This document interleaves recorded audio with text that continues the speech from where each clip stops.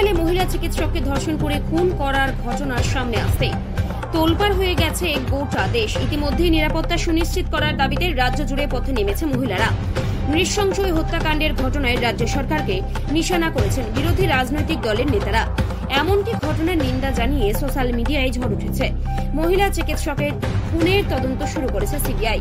তবে কেন্দ্রীয় তদন্তকারী সংস্থার উপর এবার চাপ দিতে রাস্তায় নেমেছেন খোদ রাজ্যের মুখ্যমন্ত্রী মমতা বন্দ্যোপাধ্যায়। তৃণমূলের নির্দেশ মতোই আজ জগদ্দল বিধানসভার অন্তর্গত শ্যামনগর সরকার সুইট মোড় থেকে এক প্রতিবাদ পদযাত্রার আয়োজন করে তৃণমূল কংগ্রেস। মিছিলের নেতৃত্বে ছিলেন জগদ্দলের বিধায়ক সোমনাথ শ্যাম, জেলা পরিষদের কর্মাধ্যক্ষ দীপক লাহিড়ী, অন্যান্য তৃণমূল নেতাকর্মীরা।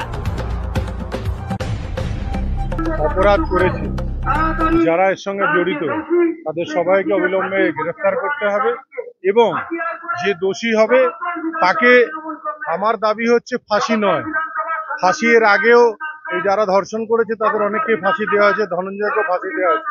আমি চাই একটা দৃষ্টান্তমূলক শাস্তি, যে শাস্তি দেখার পরে ভারতবর্ষের বুকে যদি এই ধরনের অপরাধ কেউ করে তার যেন গা কেঁপে ওঠে। এটা ভাবার আগে তাকে, যে ধরনের বিদেশের কিছু জায়গায় শুনেছি যে একদম বীজ চড়ায় নিয়ে যে তাকে শাস্তি দেওয়া হয়, সেরকম শাস্তি এই কাণ্ডেরও দরকার আছে। তাহলেই এই অঞ্চলে মানুষ বুঝতে পারবে যে কোনো মা বা কোনো বোনের উপরে নজর দিয়ে তাকাবার আগে সেটা তার কি শাস্তি হতে পারে সেটা বোঝা উচিত।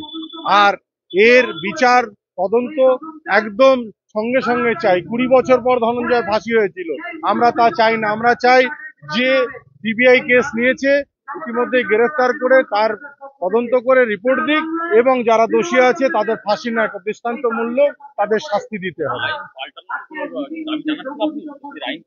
আইন নয়, এটা তো করতেই হবে, না হলে 20 বছর পরে ফাঁসি দেওয়া হবে, 10 বছর পরে তার সাজা হবে। এই ধরনের কোনো দেশের আইন চলতে পারে না। আমার মনে হয় যে তাদের অবিলম্বে স্পেশাল কোর্ট বসিয়ে এদের সঙ্গে সঙ্গে এদের শাস্তি দেওয়া উচিত।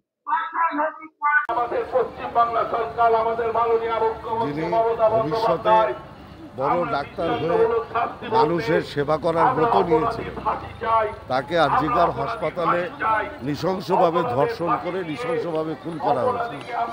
বাংলার মাননীয় মুখ্যমন্ত্রী মমতা বন্দ্যোপাধ্যায় বলেছেন তাড়াতাড়ি বিচার প্রক্রিয়া শেষ করে এদের ফাঁসি চাই।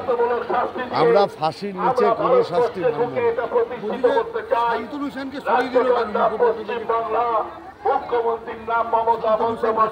দলের নেতৃত্ব বলবে, নিশ্চিতভাবে কোনো ঘটনা আছে যার জন্য সরিয়েছে। আমরা মূল সাবজেক্ট হচ্ছে যারা দোষী তাদের অবিলম্বে ফাঁসি চাই, কোনো শাস্তি না, ফাঁসি চাই। সিবিআইকে অবিলম্বে তদন্ত শেষ করতে হবে, সিবিআইকে অবিলম্বে তদন্ত শেষ করে ফাঁসির ব্যবস্থা করতে হবে।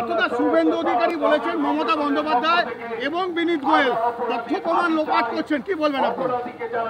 শুভেন্দু অধিকারী লোক পাঠিয়েছিল প্রমাণ লোপাট করার জন্য, হসপিটাল ভাঙচুর করার লক্ষ্যে, সিপিএম এর সাথে আঘাত করে। এবং বিনীত গোয়েলকে রাস্কেল বলেছেন, সবথেকে বড় অপমান আইপিএস ওর থেকে যে বলেছে তার থেকে বড় রাস্কেল বাংলার রাজনীতিতে কেউ নেই।